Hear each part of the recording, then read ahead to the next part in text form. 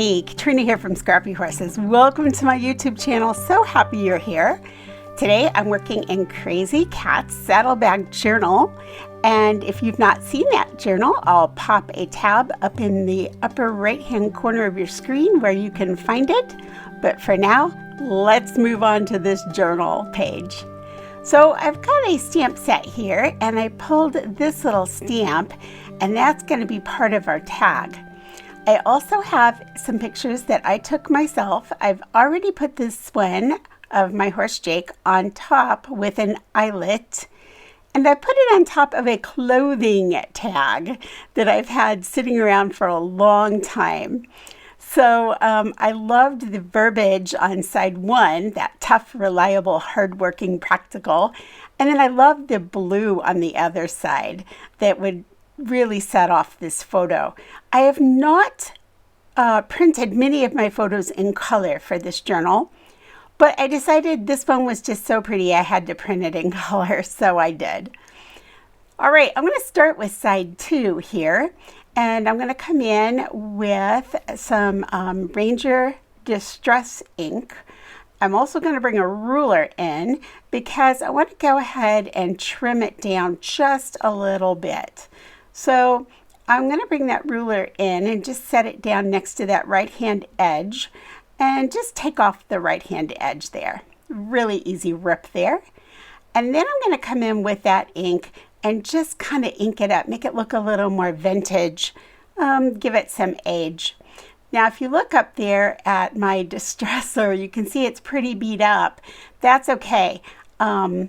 I like it for this particular project especially because it gives a lot of texture to the ink.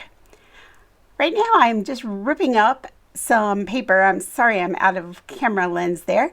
Just ripping it up. It's just some graph paper and I'm going to make it look vintage by going over with the ink.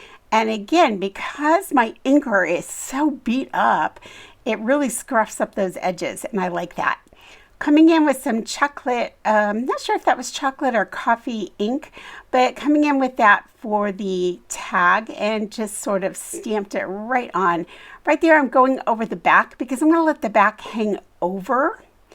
And you can see there that it hangs over then and I can write something there. I'm going to just go ahead and attach it with some ATG and make it quick and easy. Kind of bend that over and give it a little bit of color.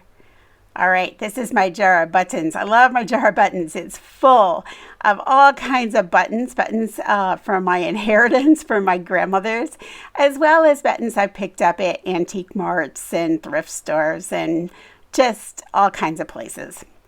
All right, I'm going to remove the shank, and I did. This button is a very interesting button because it looks as if it was wrapped with little strips of leather. So I thought, ooh, that's going to be nice here on this tag. But before I put this almost masculine sort of button on this tag, I'm going to shake it up a little bit and I'm going to add a little bit of really frilly lace here. And this lace actually has a little bit of sparkle in it. I've used little bits of this lace already in this journal. If you check out some of the other videos, you'll see it.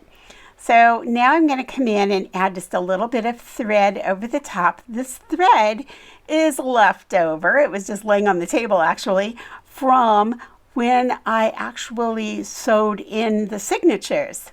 So it was just a little strip left over there. So I went ahead and just sort of, you know, swirled it up a little bit.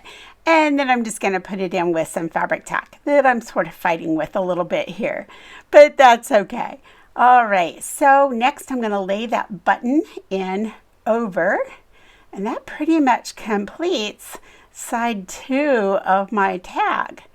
Now, you're going to see that when I flip it over, that the back shows, and that's great. I like it.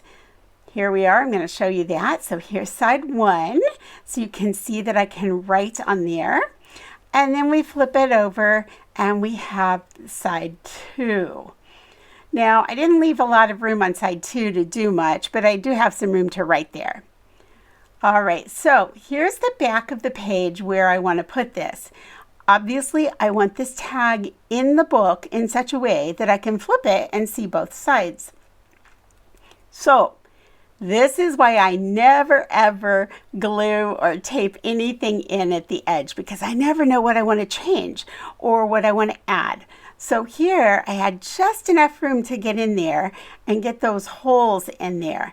Now, the question is, do I have enough room to actually set some eyelets? All right, let's find out. Well, all right, spoiler alert. They did. I set them. They fit. It was a bit of a challenge though, and you're going to see me struggle a little bit, but I was able to move that paper up and get the crocodile in there and get it done without bending over my picture or anything like that.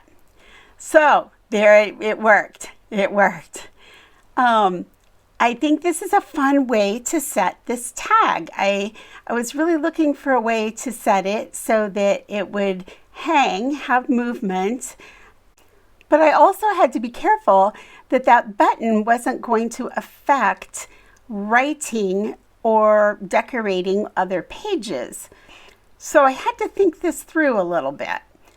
So I'm stringing through the holes here and creating sort of a, for lack of a better word, sort of a clothesline here for my tag. Now, here I've decided that I didn't want to waste my twine, so I'm going to pull it back through. All right, so now I can tie the knot, and this will create, like I said, a sort of clothesline for that tagline, I guess. So I'm going to clip this, and I just have this little western knot then off on the side with the horse. Now I'm going to bring my embroidery floss underneath. All right, I've already looped it through there. You can see it there. And now I had to decide, how tightly do I want this? Or how far down the page do I want it to hang? Those were the two things to consider. So I thought, okay, I'm going to give it some room, but I want to make sure I can get this tag out of the book. That way, if I want to, I can kind of throw it over the side there and get in and work. So I'm going to put my scissors in here, pull that thread up. Now I'm going to stick my finger in that hole, right? Now I'm going to tie that knot. That will give me enough room now for the tag to hang over while I'm working on other pages and while I'm adding something to this page. This is fun because I've got the hanging tag, but I can also put something else on this page. This page will be able to hold quite a few things. So there it is. So there's room to put more on this page, and I've got the double flip tag where I can write and add some things. Hey, any comments or questions? I'm always interested in what you're thinking, and I'm interested in your questions, and I will get back to you. Have a great week, and I'll get back to you in the next video. Bye.